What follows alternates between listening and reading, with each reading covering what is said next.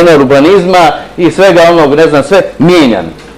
Pa počeli smo po jednom zakonu, a došao je drugi, pa smo to promijenili. Zbog toga.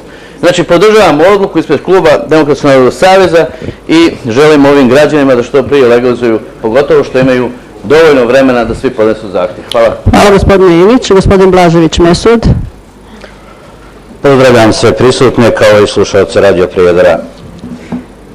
Ja sam mislio što da ne diskutujem o ovoj tački dnevnog reda, jer smo dosta diskutovali i prošli saziv Skupštine bavio se s ovim pitanjem, a evo i sad nastavljamo i ja se slažem u potpunosti da ima dosta ljudi kojima je zaista neophodna pomoć i pored toga što ima izgrađen objekat, dobro mu bilo još i financijski pomoć, a ne uzmet nešto od njega. Ali ima činjenica i ljudi koji su dobro to sve lijepo upakovali, unovčili i sad su mnogi domicilni stanovnici daleko ispod njihovog standarda, a mi ćemo i opet pomagati kroz radne vidove. No, međutim, ljudi su ušli, tako koriste sve nedostatke sistema i jednostavno to tako ide.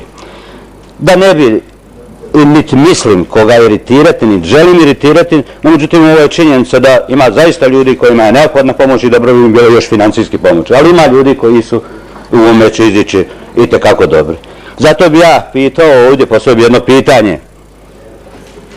Da li postoji kakva parcela ovdje da je Skupština dodijeli za svim onim, da se dodijeli ljudima koji se žele vratiti u Prijedor, je li i njih zadesila, nisu ni on svojom voljom napustili grad Prijedor. Ljudi su bili ovdje, otišli su, zna se pod kojom i rad čega su otišli, izbezumljeni, izbezganjeni, mnogi su prodali buzašto svoju imovinu, otišli negdje, nisu mogli za tu imovinu placa kupiti i sad jednostavno ljudi su vratili bi se, ne znaju šta će sa sobom. Red bi bilo da ova Skupština nađe jednu parcelu i da kaže, svi oni koji se žele vratiti, bili su prije ratni stanovnici opštine Prijedor, radi ti stvari, ne radi vaše želje da napuštate Prijedor, omogućuje nam opština Prijedor da se možete vratiti, mi ćemo vam pomoći kao i sve do sad, jer želimo praviti Prijedor za sve. Jel vidite, rekao sam, toliko ljudi ima koji su bez ikakve vrijednosti, bez bescijenja prodali svoju imovinu.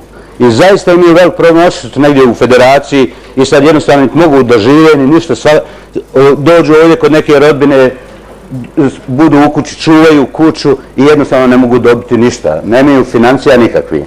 Dalje, imamo ljude koji su u nekim zabačenim dijelovima, ima on, porušena mu je kuća, a njemu se ne vraća, tamo niti ima infrastrukture, niti putevi su pročišćeni, ništa, jednostavno ljudi ne žele više da se vrate na taj dio.